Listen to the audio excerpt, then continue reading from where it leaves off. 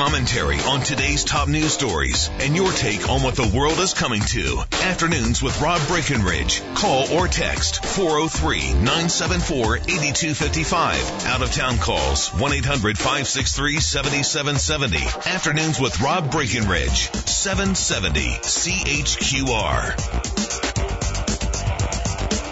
I'm Shane Hewitt. Zach sitting in for Rob. Sorry, I stutter and stop there because I'm looking. I'm trying to look up some things.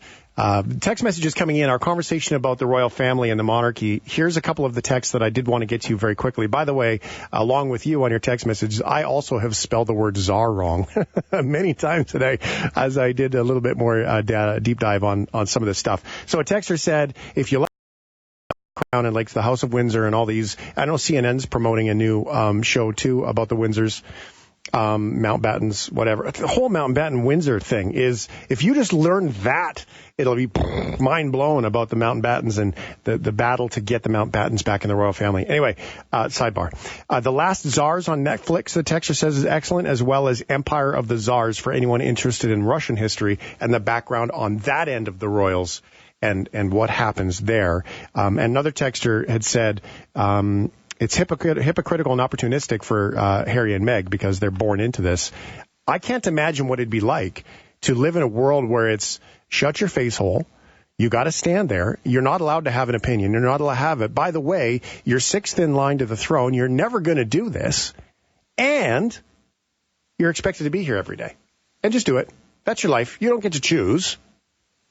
Like, I can't imagine that. And all you have to do, if you look up Princess Margaret, the Countess of Snowdon, you look her up. And with the men and the marriage and the drinking and everything else that goes in that storyline, there's a perfect example of that. So anyway, I digress. It's so fascinating to me. Absolutely fascinating.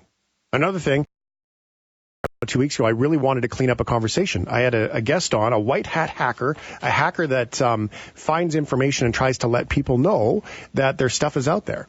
There's an army of good-willed white hat hackers out there that are trying to do good on the internet. So all of our conspiracy theories can at least rest at ease that there is somebody trying to superman our online habits. And in that conversation, we chatted with Hank Fordham.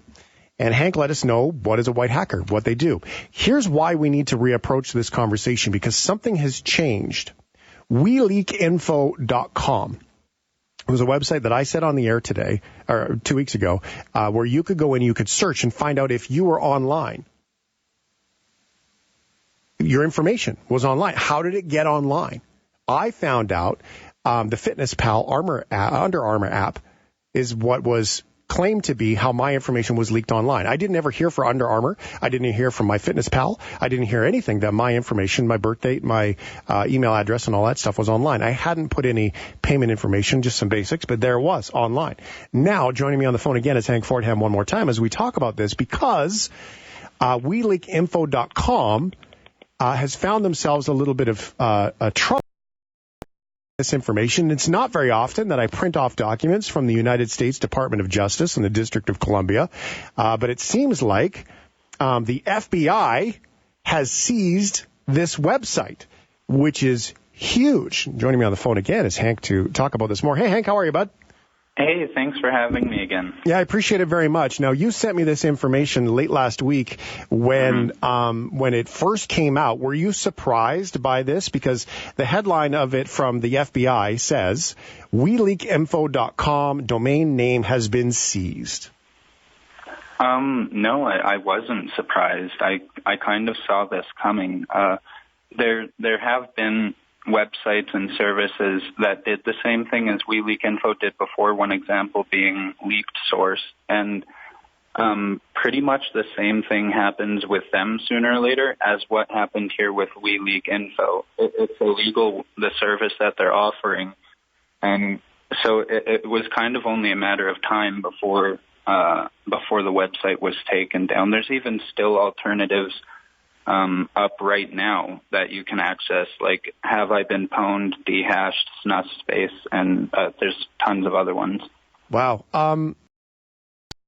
so surprising. So the website was a search engine. And so you would go search. I would search my personal Gmail address, for example, and I would find that the Fitness Pal app from Under Armour, it claimed Under Armour leaked it. It was hacked. And here's the information. But if you want to know more, you had to pay. Not a big surprise. It's kind of like trying to reverse look up someone's phone number. Whether the information is actually there or not is always the catch-22 there. So how is it possible that these websites know that the information is there, what was leaked and from where, if they're not involved in the nefarious activity? Well, it goes back to, I guess, one of the biggest providers of this service right now with Have I Been Pwned? I think it was recently sold, but it was made by an Australian security researcher named Troy Hunt. And so it's all data trading. So they'll acquire these database breaches from either from browsing on the deep web or having a contact that specifically just does data trading come to them and offer that database breach. And so it's now there's lots of data trading going on. And that's where that's where this goes on. So I found this, you found that, tradesies, and then we can do with it what we want. Is that what it is? So is this somebody hoping that I have this illegal information now, doesn't matter how I got it, and I'm going to, it's kind of like money laundering. They're trying to launder money legally, at least in their eyes, for just access to information. Yeah. Wow. So when we talked about this before, we used WeLeakInfo as one access point to find out this stuff. Mm-hmm. Is this kind of like going to the extortionists and hoping that they're going to, the people who ripped us off are going to be honorable in when we pay them and delete the extra info? When I was chatting with Drex about this, about the medical leaks, Drex had a great example. He says, all you have to do is watch any movie and see very clearly that there's always another thumb drive. When I go meet the bad guy and give him the suitcase full of money, I've always got an extra copy of the thumb drive in the glove box of the other car, right? So, how is it possible to think that we could go to WeLeakInfo.com and subscribe and think that if they've got illegal information and then we give them our credit card information, that they're not going to immediately turn around and sell that? When you're paying for a subscription through sites like WeLeakInfo, they're using third parties to process those payments, so that's the only reason anyone would trust them, or they'll use things like Bitcoin, so a decentralized payment system. How much money are we talking that do you think these guys are making? I realize you're speculating, but I'll take it. Well, it was in operation starting around March of 2017.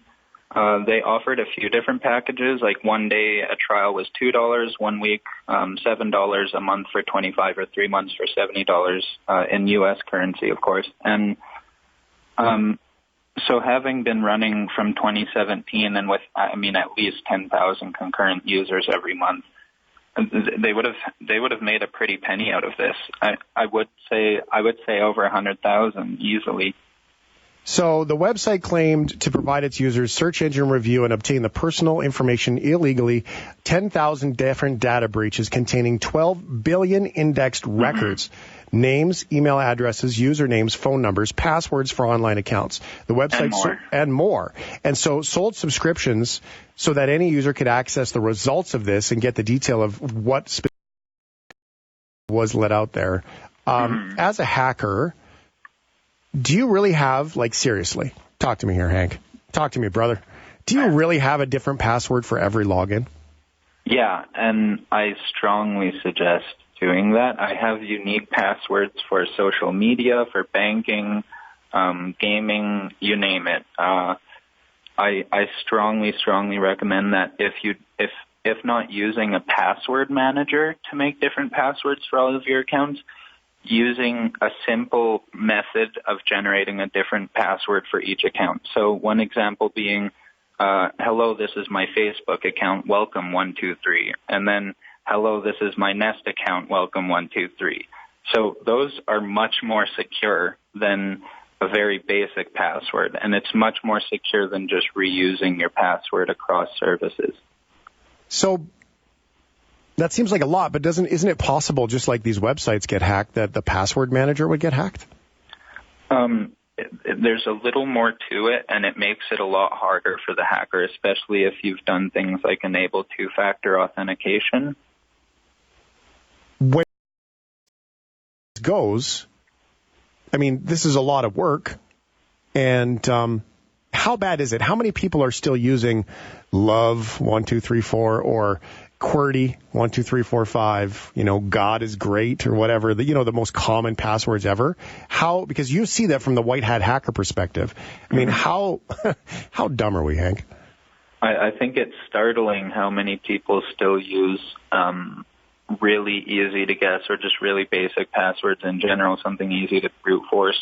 I would say off the top of my head and without any actual numbers, I would confidently say that I think around over 70% of the population still uses very, very basic passwords and might not understand the importance in a very strong password or even using two-factor authentication. When you say password manager, do you mean the password manager on my machine, or do you mean a third-party service online?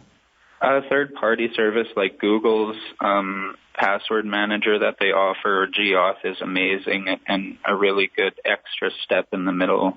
I did have one listener text in and say LastPass. Are you familiar with them? Yeah, that's a great service as well. Okay. Said I recommend using LastPass for managing passwords. Mm-hmm. It seems to me to be, I seem to be hesitant because when I look at this, so my information has been hacked by a website, therefore I should trust a website with my information. It seems counterintuitive. It is. And so depending on how you're signing up to that website, like if you're reusing credentials on that service or if they aren't using a third party to process payments, then it really is. It's just as risky as having your info out there to begin with. You're kind of putting trust in the owner of that service. And so I guess so. Hey, you really are. So when you say third party, you mean I go to this website and they use PayPal versus an embedded credit card form? Yeah, PayPal payments, like a third party credit card processor, Bitcoin, things like that. Amazon Pay, stuff like that, right? Yeah. Oh, absolutely remarkable. Well, Hank Fordham, thanks for the information. I'm glad we are able to clean that up because, I mean, if anybody went there and put in their email address from our conversation, they're not in jeopardy, are they?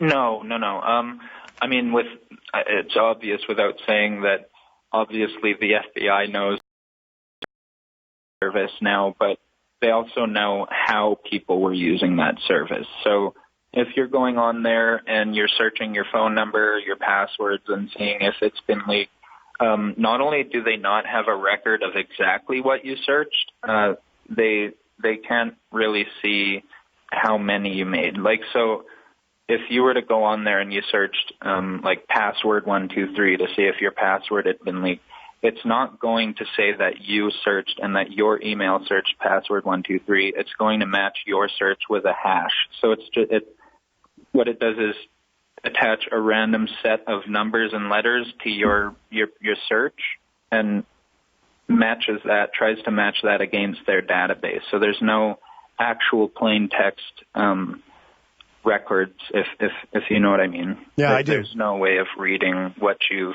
searched. I think it's great. Thank you so much, Hank Fordham, white hat hacker. Thanks for making the time today, Hank. I appreciate it. All right, so there you go. Cleaned up that one. Never printed out an FBI document before. Let's call that a new thing. And coming up next, Calgary Awards. Are you